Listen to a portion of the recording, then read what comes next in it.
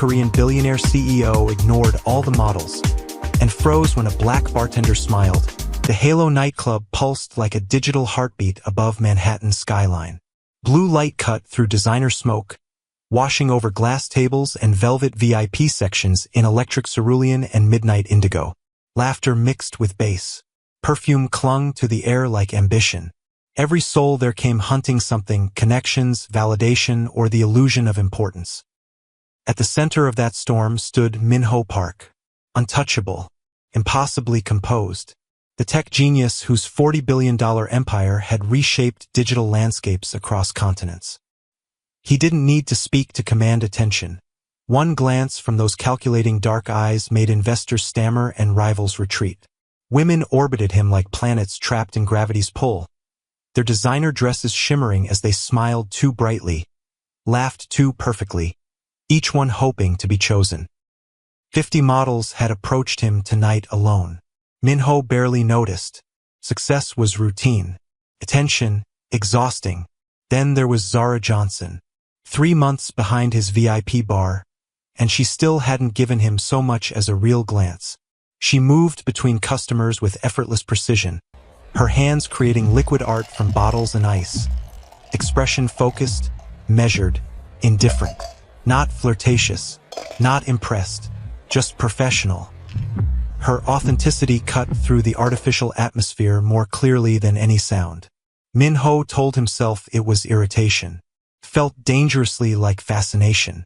The first time he actually watched her work, really watched her, something tightened in his chest.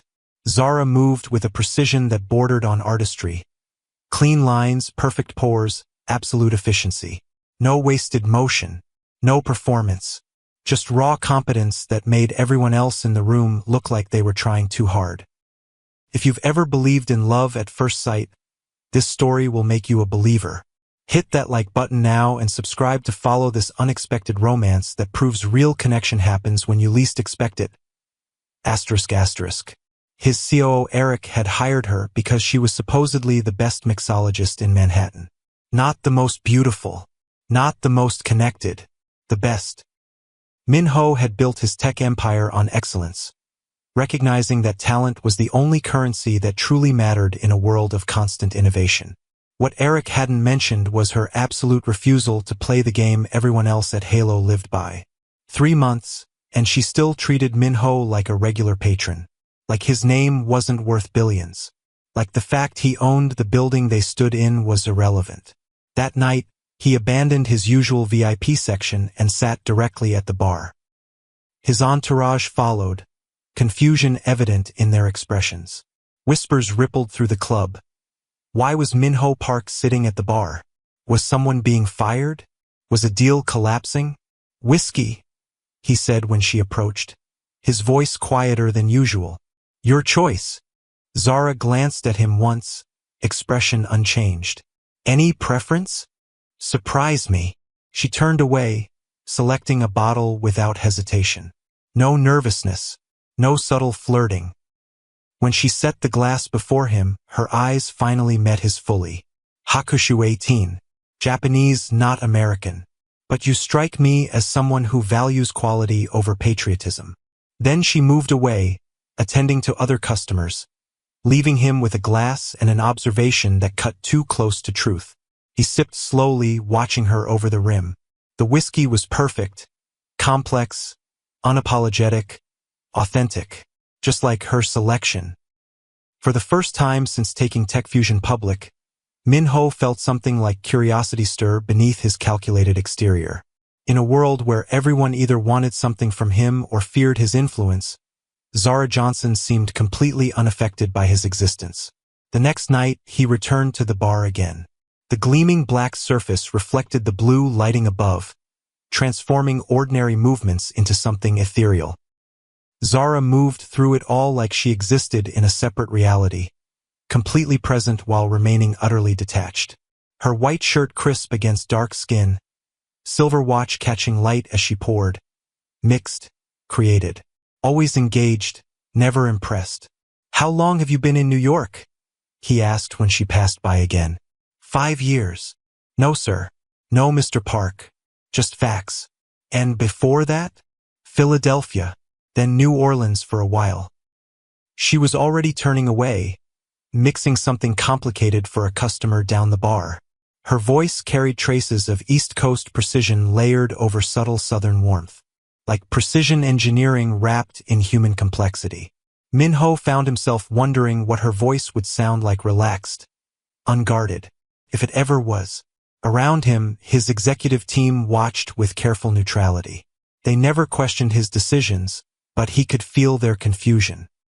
The CEO at the bar, night after night, watching a bartender who showed no special interest.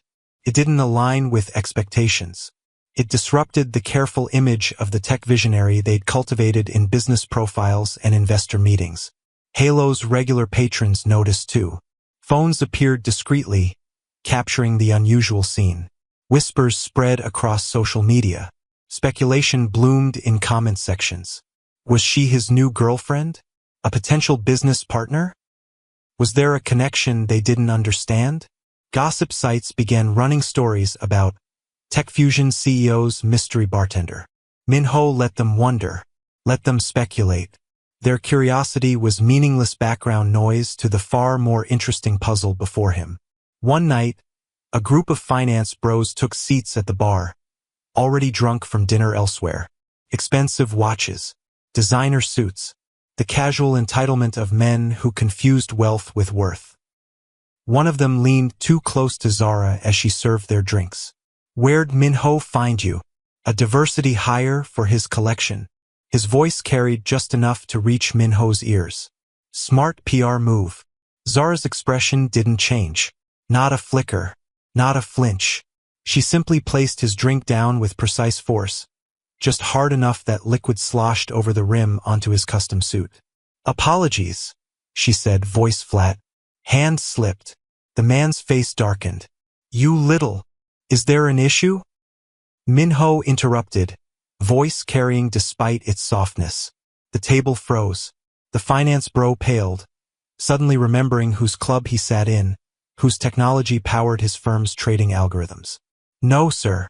Just a small accident." "Then I suggest you apologize to my head bartender for your clumsiness." The command hung in the air absolute.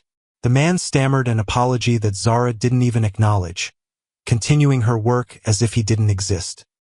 Later, when the club had emptied and the cleaning staff worked in silence, Minho found her counting inventory in the storeroom, tablet in hand. "You didn't need to step in," she said without looking up. "I handle worse every night." "I know." He leaned against the doorframe, studying her. "That wasn't for you."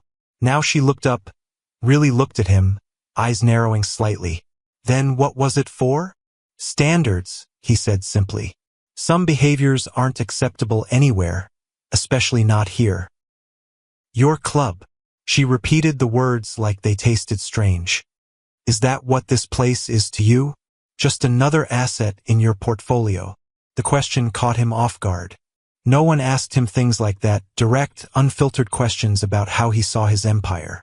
"It's one of many investments," he answered finally. "But I don't own things I don't care about." "And people?"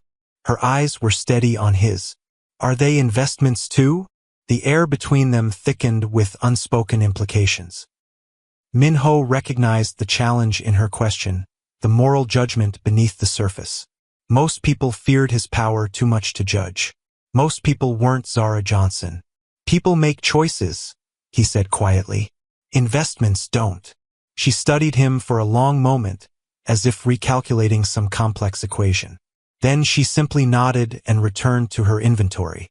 Not agreement, not acceptance, just acknowledgement that she'd heard him. It wasn't enough. For the first time since his IPO made him a billionaire, Minho felt the strange discomfort of being dismissed, of being seen but not impressed. He left without another word, fascination and frustration tangling like code with a hidden error. The next evening, she wasn't behind the bar. His eyes scanned the club twice before he asked his manager. "Day off," came the nervous reply. She requested Wednesdays permanently. Minho nodded once, face betraying nothing. But inside, something simmered. She was avoiding him, creating distance. The realization should have irritated him more. Instead, it only deepened his fascination. People accommodated his schedule, not the other way around. Zara Johnson lived by her own algorithm, unaffected by his processing power. That night, he left the club early. His driver took him through rain-slicked streets to a small, unmarked door in Brooklyn. Inside, a different kind of atmosphere awaited. Not the manufactured exclusivity of Halo, but the authentic warmth of a neighborhood jazz bar with low lights and worn wood. And there she was, behind a different counter. Same precision, same focus, different context.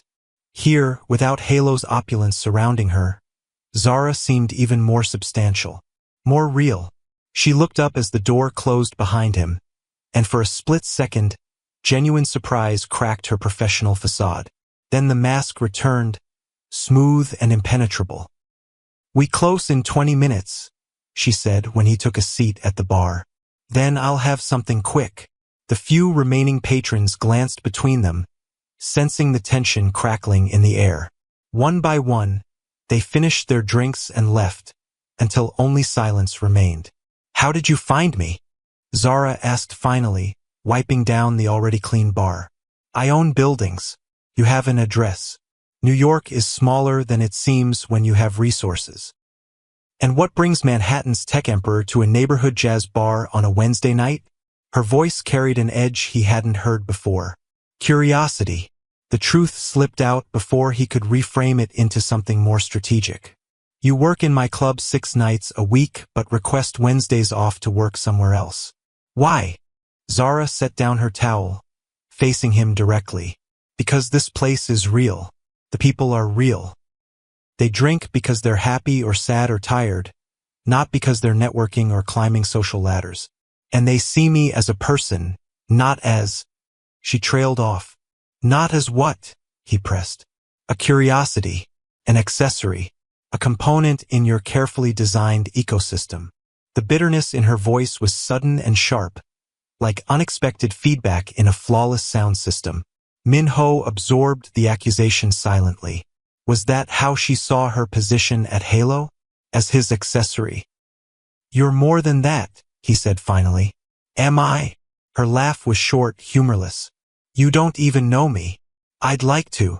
The words emerged unbidden, honest in a way he rarely allowed himself to be. Zara stilled, studying him with those penetrating eyes. "Why? What could you possibly want from someone like me?" The question hung between them, heavy with implication. What did he want? Status? Control? The satisfaction of conquest? Those were the currencies his world traded in. But sitting here, in this simple bar with its authentic atmosphere and honest shadows, those answers felt empty. "Authenticity," he said finally. "In my world, it's rare." Something flickered across her face. Surprise, perhaps, or recognition. She opened her mouth to respond when her phone vibrated loudly on the counter. Glancing at the screen, her expression shifted. "I have to close now." The moment had passed, the wall rebuilt. Min-ho nodded, leaving cash on the bar that would cover every patron's tab for the night. As he stood to leave, he hesitated. "Halo isn't all artificial and performance," he said quietly. "Some things there are real too." She didn't answer, already turning away to close the register. He left without looking back, the night air cool against his face. Something had shifted between them, not broken, not yet connected, but irrevocably changed. The path of true love is never easy. Comment below if you think they should fight for their relationship or if some differences are too great to overcome. Don't forget to subscribe for the dramatic conclusion. ****. The next night, she returned to Halo, professional as always. But now when their eyes met across the crowded club, something new lingered in the glance. A shared secret, perhaps, or a mutual challenge. Weeks passed. Min-ho continued his silent observation from the bar. Zara continued her perfect performance behind it. But small changes emerged in their carefully maintained distance. Sometimes she would place his whiskey before him without being asked, selecting a different rare bottle each night that somehow matched his mood. Sometimes he would notice details about her, A new earring, tired eyes, a barely perceptible tension in her shoulders, and asked brief, careful questions that she answered with equal care. They were building something undefined between the cracks of their established roles. Not friendship. Not romance. Something unnamed that existed only in glances, in whiskey selections, in the careful measure of personal space maintained between them. The models who had once competed for Minho's attention noticed the shift. Their desperation took on a sharper edge, perfume heavier, smiles wider, approaches more direct. As if volume could compete with authenticity. As if persistence could replace what they lacked. The ability to see him as something other than a billionaire prize to be captured. One of them, Elise, a runway model with perfect features and calculated ambition, approached Zara at the bar during a quiet moment. "Whatever you think you're doing with Minho, it won't last," she said, voice sweet with poison. "He goes through phases. The intellectual challenge, the unattainable conquest, the temporary distraction. Then he moves on." Zara continued polishing a glass, unbothered. "Thanks for the insight." "He's not looking for an equal," Elise pressed, perfect nails tapping against the bar. "He's looking for a novelty, the bartender who doesn't worship him. Once you break, once you show interest, the game ends." Zara finally looked at her, really looked, with eyes that had seen too much to be intimidated by practiced cruelty. "Is that what happened to you?" she asked quietly. Elise's face flushed with rage. "You don't know what you're playing with. His world will chew you up and spit you out before you even understand the rules." Zara set down the glass, leaning slightly forward. "And women like you? What does it do to them?" The question hung between them, sharp and dangerous. Elise retreated without answering, dignity barely intact. But the encounter left ripples, invisible but expanding. The whispers grew louder. The social media speculation intensified. The atmosphere in Halo thickened with jealousy and resentment. Minho ignored it all with practiced indifference, but Zara felt the weight of unwanted attention growing heavier. Staff who had once been friendly became distant. Customers made increasingly complicated orders, then complained they weren't right. Even her tips began to suffer as regular patrons chose other bartenders. One night, after closing, Minho found Zara on the rooftop terrace where employees sometimes took breaks. The city spread below them, a galaxy of lights against velvet darkness.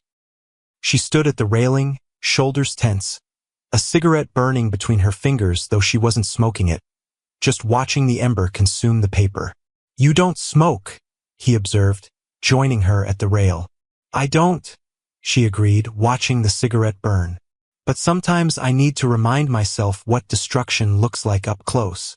The words carried weight beyond their surface, laden with meanings he couldn't fully grasp. "Elise," he said after a moment, "what did she say to you?" Zara glanced at him, surprise flickering across her features. "You saw that. I see everything in my club.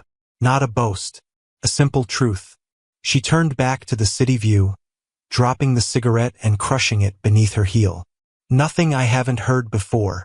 Women have been telling me to know my place since I was old enough to understand what that meant." The bitterness in her voice cut through the night air, raw and real. Minho felt an unfamiliar urge to comfort, to protect. He suppressed it, knowing she would reject such gestures. "Your place," he said instead, "is wherever you decide it should be." Zara looked at him then, really looked, with eyes that seemed to peel back layers of carefully constructed persona to the man beneath. "Is that what you believe? Or what you think I want to hear? Does it matter?" "Yes." The single word carried absolute conviction. Truth matters, especially in a world built on performance. Minho considered this, weighing her moral certainty against the compromises of his existence. "Then yes, I believe it. Your place is your choice. That's why you're here, why I kept you on after Eric hired you. You don't let others define your boundaries. Unlike everyone else in your world?" The accusation hung between them, sharp but not entirely unfair. Everyone in Minho's orbit existed in carefully defined roles: employee, investor, competitor, entertainment. boundaries enforced by money and power and expectation. Except Zara, who carried her boundaries within herself, unshakable and absolute. Yes, he admitted finally. Unlike everyone else. The honesty seemed to surprise her, softening something in her expression. Why do you come to the bar every night, Minho? Why watch me work? Why follow me to Brooklyn? What are you looking for? The questions tumbled out, one after another, as if a dam had broken. Questions she'd been holding back for months, finally released into the night air between them. Minho turned to face the city again, finding it easier to speak truth to darkness than to those penetrating eyes. I don't know, he said simply. That's what interests me, not knowing. In my life, everything is calculated, measured, known. Risks assessed, outcomes predicted. But you, he paused, searching for words. You're an equation I can't solve, a variable I can't control. And that makes you the most interesting person in my world. The confession hung between them, raw and unexpected. Zara was silent for so long he thought she might not respond at all. When she finally spoke, her voice carried no judgment, only quiet understanding. That's a dangerous thing to be in your world. The most interesting person. Yes, he agreed. It is. She nodded once, absorbing this truth. Good night, Minho. As she walked away, he remained at the railing, watching the city that belonged to him yet somehow failed to fill the hollow space expanding in his chest. Something had shifted between them tonight. Not broken, not connected, but irrevocably changed. Days passed. Their cautious dance continued. Minho at the bar each night, Zara creating liquid perfection with mathematical precision. But the space between them had narrowed, filled with something that wasn't quite trust but wasn't quite wariness either. Something more dangerous than either. The tech blogs noticed. Min. H.O. Park's mysterious bartender. Romance or business strategy? Read one headline. TechFusion CEO slumming it or scouting talent? Asked another. Photos appeared grainy, distant shots of Minho watching Zara work, of them talking at the bar, of the moment their fingers brushed during a drink exchange. Zara saw the stories, felt the attention like a physical weight pressing down on her carefully constructed independence. The Brooklyn Jazz bar manager asked if she was quitting, assumed she was moving up in the world. Regular customers started treating her differently, some with new deference, others with resentment. The simple authenticity she had carved out for herself was eroding, replaced by narratives she hadn't chosen. Then came the morning her phone buzzed with a message from her roommate. Check your email now. In her inbox sat an offer from a Silicon Valley tech giant. A six-figure position in their experiential marketing division. A role suspiciously aligned with her mixology background. A job she had never applied for. That night, she slammed a whiskey down in front of Minho with enough force to startle him. Did you do this? She demanded, sliding her phone across the bar. Email displayed. Minho glanced at the screen, confusion genuine in his expression. No. What is it? Job offer. Silicon Valley. Twice what I make here. For qualifications I don't have on paper. Her voice was tight with controlled anger. Seems like the kind of thing that happens when someone wants to move their pet project to a more convenient location. Understanding dawned in his eyes, followed quickly by something that might have been hurt. I didn't do this, Zara. She studied his face, looking for the lie. Found none. Then who did? I can find out. He reached for the phone, then stopped, waiting for her permission. She nodded once and he took it, reading more carefully. This has Eric written all over it. Your COO? Confusion replaced some of her anger. Why would he? Because he thinks you're a distraction. Because he manages my image as carefully as our stock price. Minho's voice was cool, controlled, but something dangerous lurked beneath. He's trying to solve a problem. And I'm the problem, not a question. Minho met her eyes directly. To him, yes. To me. The unfinished sentence hung between them, heavy with implications neither was ready to voice. I'll handle it, he said finally, returning her phone. This won't happen again. Zara took the device, their fingers brushing in the exchange. The brief contact sent electricity up her arm, unwanted and undeniable. That's not the point, she said quietly. The point is that this, whatever this is affecting my life, my privacy, my choices. People are watching me, speculating about me, making decisions about me, all because you decided I was interesting. The accusation hit its mark. Minho's expression shuddered, the careful mask of the CEO sliding back into place. You're right. I apologize.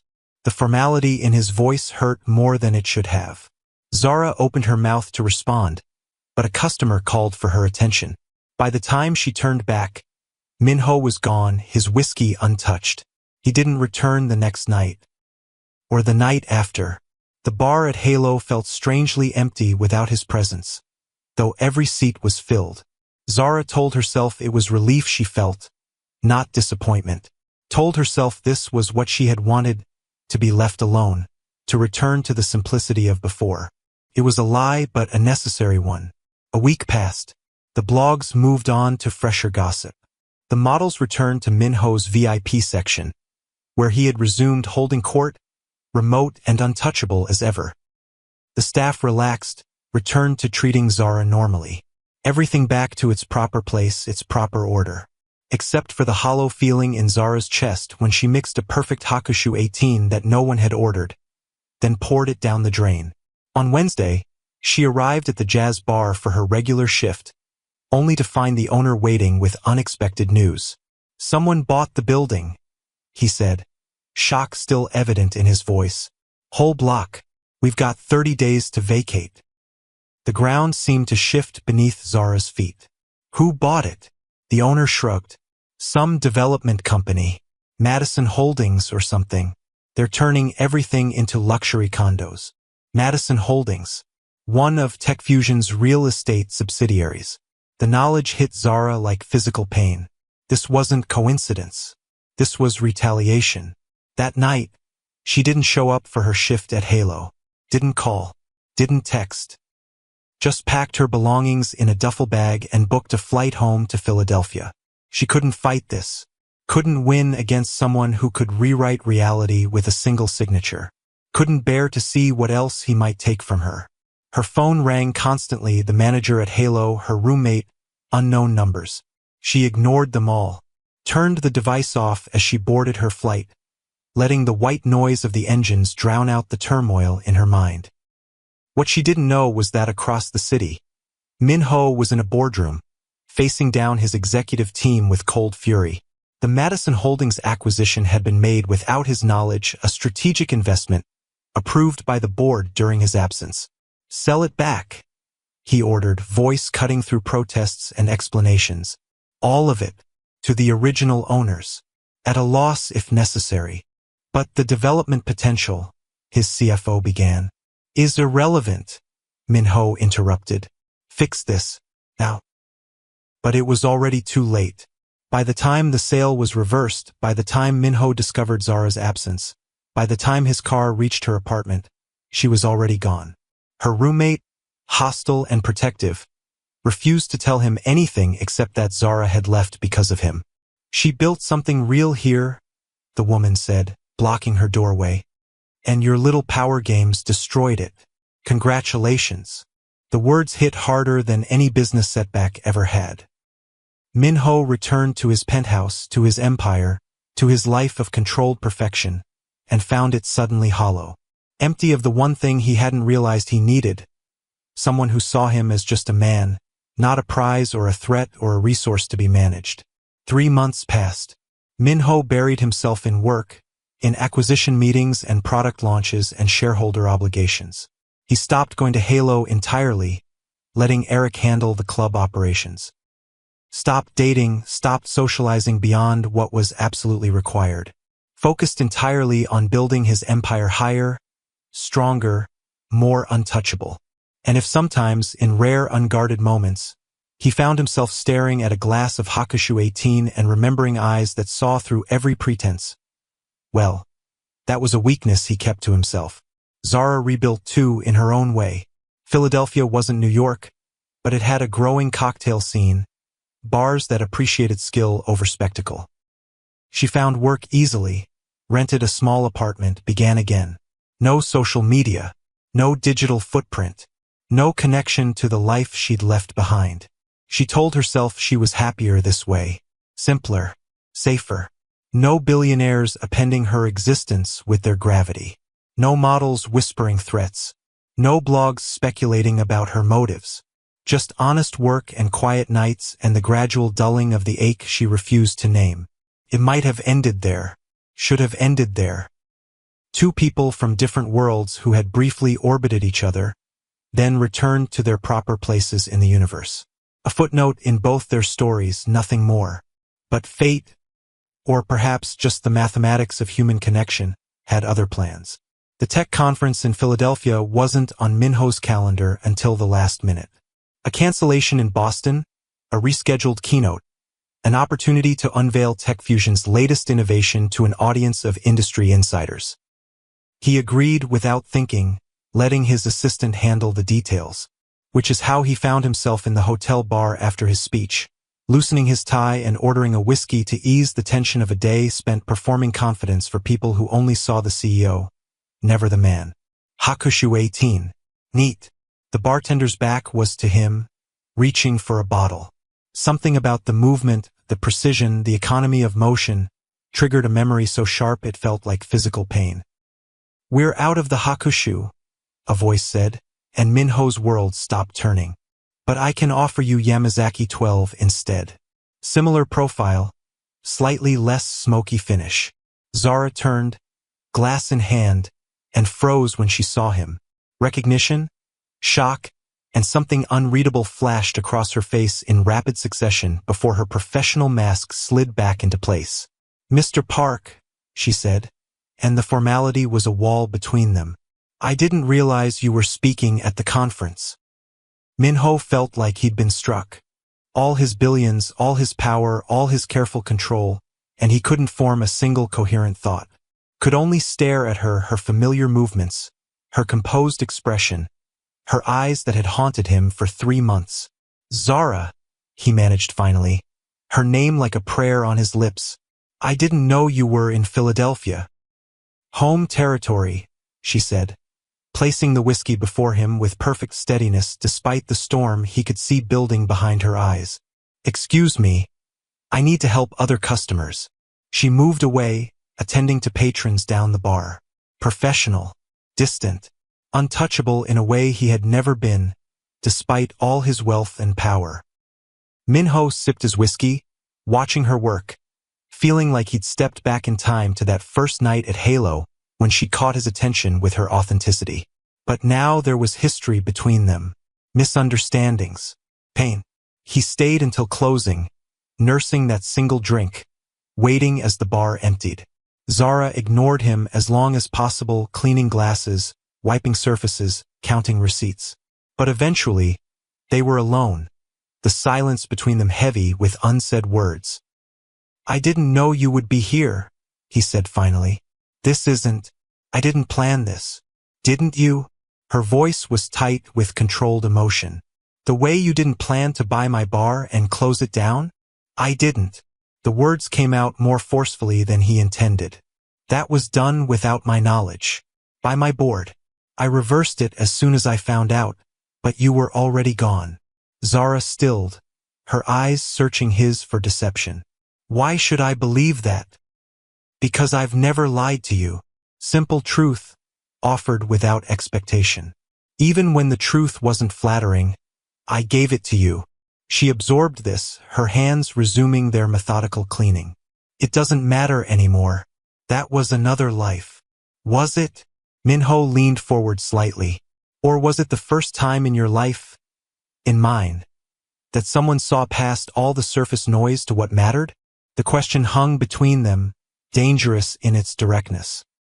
Zara's hand stilled again, her eyes meeting his with that same penetrating gaze that had first unsettled him, then fascinated him, then haunted him. "What do you want, Minho?" The question echoed their rooftop conversation from months ago, but carried new weight now. New history. Min-ho considered his answer carefully. He could offer her anything, a job, an opportunity, resources to build whatever she wanted. But those were the answers of the billionaire CEO, the man who solved problems with money and power. And Zara Johnson had never responded to that man. A chance, he said finally. Not to reclaim what was, but to see what could be. Without the clubs and the models and the blogs and the expectations. Just two people who see each other clearly. Zara's expression softened, just slightly. A hairline crack in her perfect composure. That's a nice fantasy, but your world follows you everywhere. Your gravity bends reality around you. I can't compete with that. I don't want you to compete, Min-ho said quietly. I want you to be exactly who you are. The woman who doesn't need my money or my status or my approval. The woman who sees Min-ho, not tech fusion. Something flickered in her eyes, not quite trust, but not quite rejection. I have a life here now. Simple, stable, mine. I know. He nodded, understanding the implication. He was a complication she hadn't asked for. I'm not asking you to leave it. I'm asking for coffee. Tomorrow. 1 hour. If you hate it, you never have to see me again. The echo of his offer from their first real conversation wasn't lost on either of them. Zara's lips curved in the barest hint of a smile, the first he'd seen from her in 3 months. You're still trying to solve the equation, she observed. No. Min-ho shook his head. I'm finally accepting that some things aren't meant to be solved. Just experienced. Appreciated. Respected. Zara studied him for a long moment, weighing possibilities against dangers. Finally, she reached for 2 small glasses, pouring a finger of whiskey in each. She slid one toward him, raised the other slightly. 1 hour, she said softly. Tomorrow. 2 p.m. at the coffee shop on Walnut Street. Not the fancy one. The one with the mismatched chairs and the owner's cat that sleeps in the window. Min-ho raised his glass to meet hers, the gentle clink resonating with promise. Mismatched chairs and window cats. Got it. They drank in silence, acknowledging the complexity of what lay between them.